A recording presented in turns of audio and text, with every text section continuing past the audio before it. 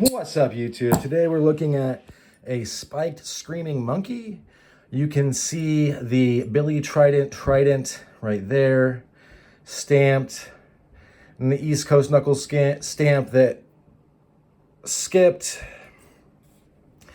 No big deal. I don't know if you can see it. See the way those, you can see it for sure in that C. This weighs 3 ounces. The finger stalls are big. A big hand would fit this. As far as gloves wearing this, it would depend on the gloves. Let me put it that way. But I do think for a lot of gloves, yes, that this would fit. As long as they're like motorcycle gloves type of, like form-fitting gloves. This carries extremely easily because it's so light. And I think also the only drawback to the lightness, and I find this in general to aluminum, is that it just doesn't feel as capable as if it were brass or say cast iron, and that's simply because the added weight helps you generate force. What is it? Mass times velocity equals force. So the force this will generate will be somewhat less simply because it weighs less. And you can feel it, especially if you've practiced martial arts or you've been in the military, etc. You're just going to be able to tell. For my hand, this allows me to press in right here so that I don't really worry. I don't have to worry about this, sliding up or down. It would just be really, really tough for that to happen. Something I really like about these spikes, these spikes aren't sharp. They're not sharp spikes. I don't know if these would be considered like German style spikes, but I think so. The French spikes, to my knowledge, which isn't like extremely vast, but is much greater than the average person who knows nothing about this. The French spikes are a little bit more delicate.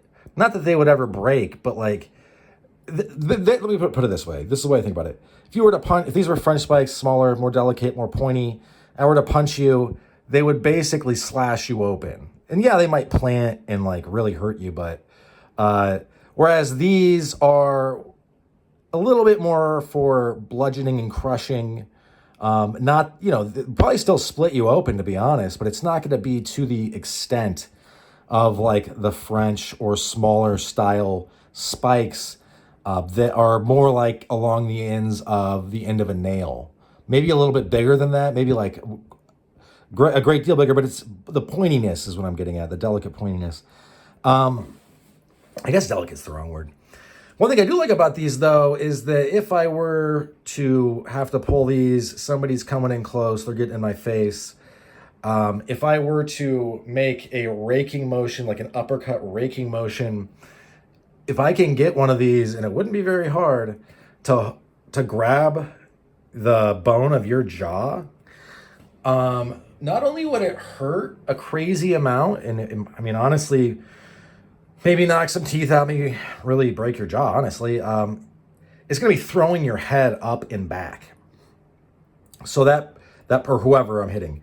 So that person is then going to be on the back foot, on the defense. It's not going to be as easy as, say, to get back on target as if I just pushed them. Or, you know what I mean? That kind of discombobulation really helps in defense of the self in a fight. I really, really like this polished aluminum look.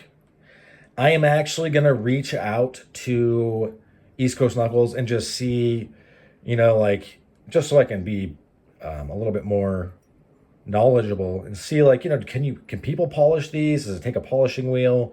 Can you just do it with like a strop and compound? Because obviously, I've got stuff like this. I don't know, honestly, but I really, really, really, really like the look of the polished aluminum. I think it looks great. Does it make the most sense to use in a fight? Something that is a little bit flashy? I don't, honestly, We're getting down to like splitting hairs with some of this, although I do generally like to have a patinaed brass. I do like, it's nice to have some brass to be polished.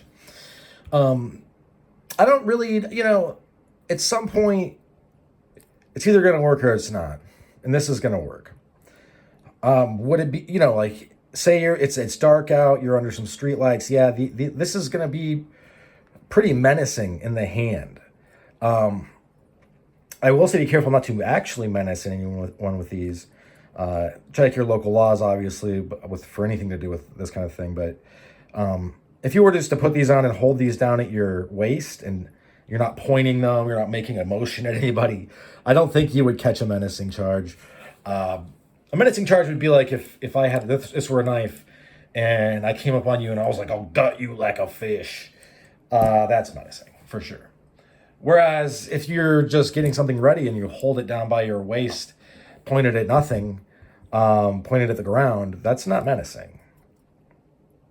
Not in my mind. I'm not a lawyer, though, but I do know how to hire a lawyer. But, just be smart, guys. You got to be smart. I would also get a weapons permit, as that will clear up a lot of things. In general, I find these to be... I enjoy carrying these because this is so cool. It looks cool. They're impressive. People are impressed by them.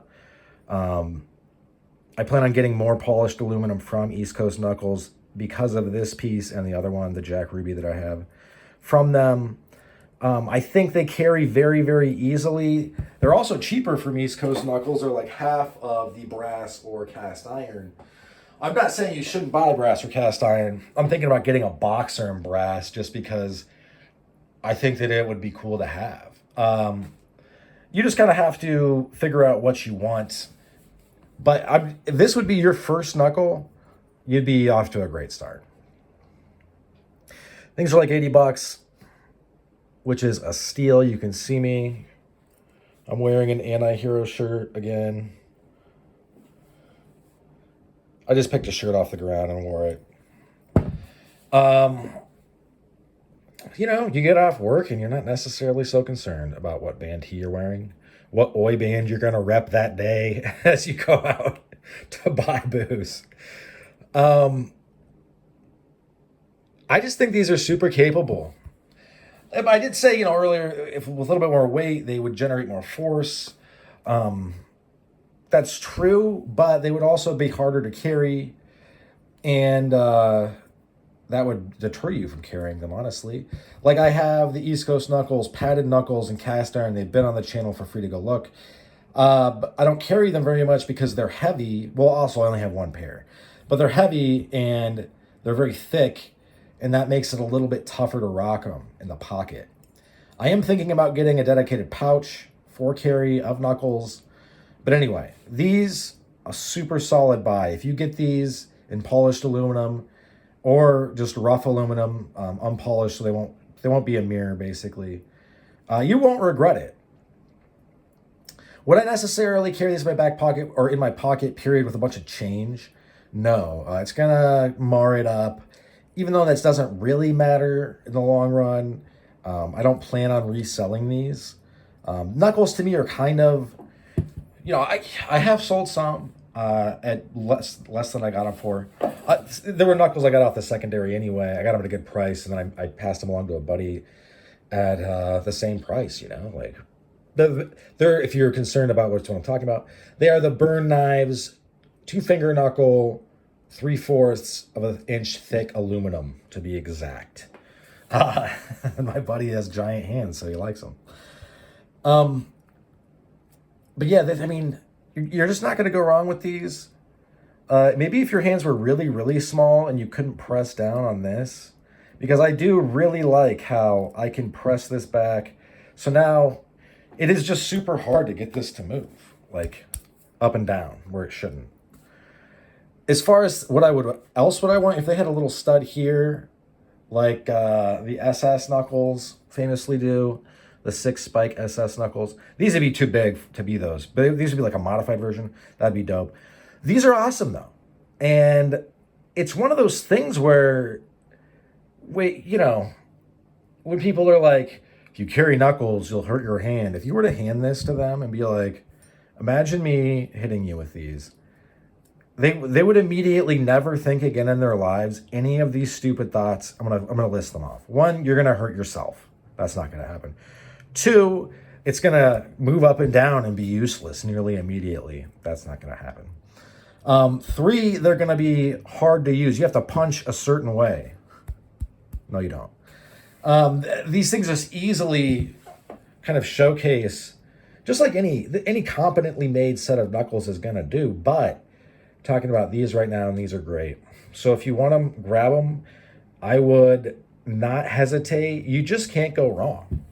But in any event, that's about all she wrote for this one. Thanks for sticking with me to the end, and I hope you folks have a great rest of your day.